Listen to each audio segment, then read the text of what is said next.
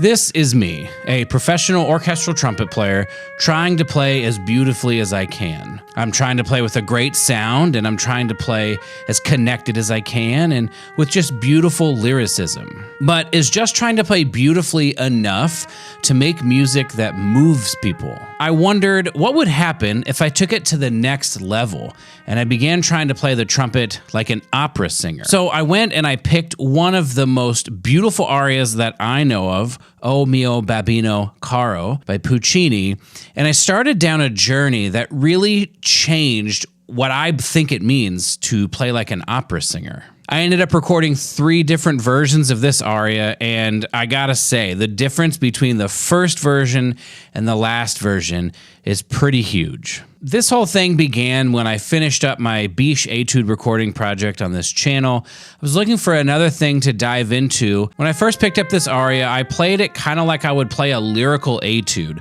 I wasn't thinking much into the meaning. I was just trying to make a good sound, good connection, the things I've already mentioned. And honestly, I think it sounds pretty good.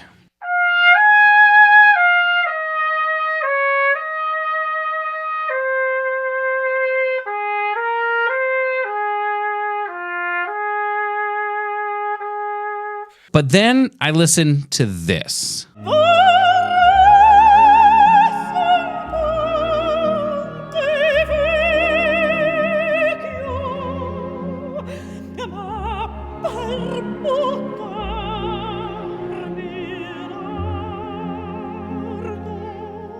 I didn't understand Italian, and although I was familiar with this melody, I hadn't studied or looked into what the story was of this aria.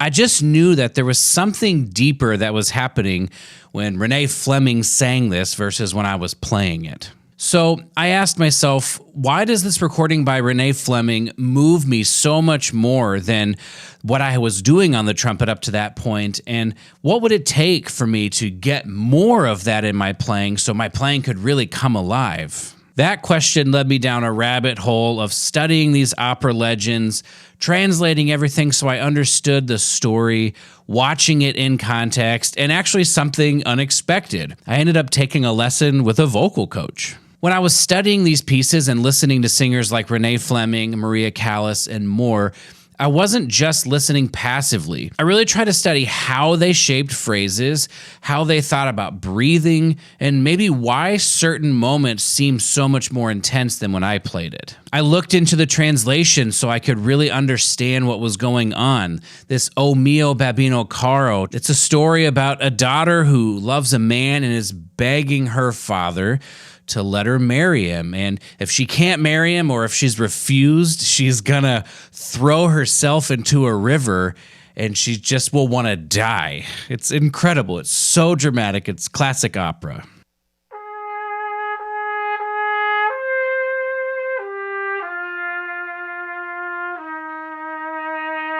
So after I studied, I worked with that in my practice, and I was able to record a second version of this aria where I tried to get some of that deeper meaning out of this aria. But there was something missing. I did not understand how to incorporate articulation into this whole thing. How do I articulate on the trumpet the way that a singer would enunciate words in the aria? It's as simple as I didn't really know when I should tongue or when I should slur. And so in this particular recording, I slurred everything, but I knew I needed to go deeper. I needed help from an actual opera singer. So anytime that we have phrases that start with a vowel, as soft and as delicate and as imperceptible as an onset you can get there. This one should be easier if I can connect you carry through there. Yeah.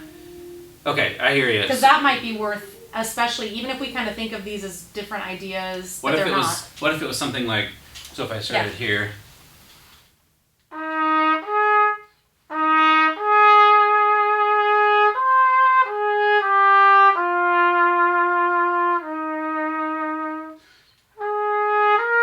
That's like a breath attack. That's like as close as I could get. Yeah. Then the So I was fortunate enough to meet up with Gretchen Wint. She is a vocal coach at the University of North Alabama. She sung with us with the ASO a couple of different times, and I've developed a friendship with her, so I asked her if she was down to do this project and help me figure out how do I play more like you sing. She was gracious enough to give me a lot of her time where we sat down and went literally phrase by phrase, trying to understand when should I articulate, when should I slur, and how to work that articulation in there. We ended up coming up with a few different rules, I guess you could say. When a new word was started, I would articulate it each time. When a word was continuing, so the word was still happening but the notes were changing, I would generally slur through that. When there was a word that started with a vowel instead of a consonant, I would try to breath attack that so you would get that really almost comes from nowhere quality. And Gretchen actually taught me about double consonants in Italian opera, where you would almost have sort of a stopping of the air, almost like a separation between the two consonants. So I sat with that for a while and eventually figured out I could almost do kind of a light tongue stop in between the notes that would sort of replicate that kind of approach for double consonants. Going into this aria this deep with her, it was almost like I was learning a whole new language, trying to figure out what I was doing with each consonant and with each vowel.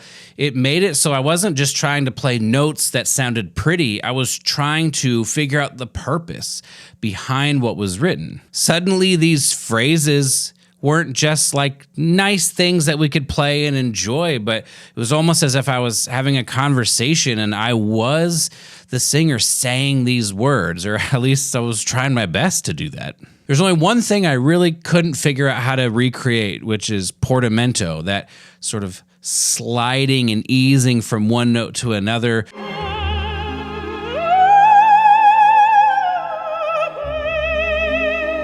When I played for Gretchen, she was telling me it felt almost empty and kind of weird that I wasn't doing it. I tried a bunch of different things, but I couldn't figure out something to do that didn't seem cheesy or, some sort of half valve weirdness.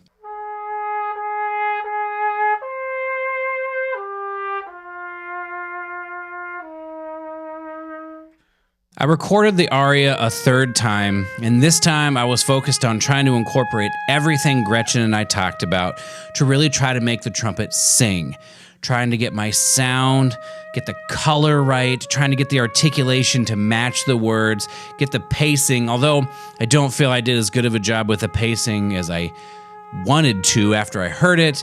I was just trying everything I could to make the trumpet sing like an opera singer would sing. If you're watching this video, you're likely a trumpet player, but even if you're not, I want to challenge you. Are you playing with just a good sound, and are you settling for that being enough?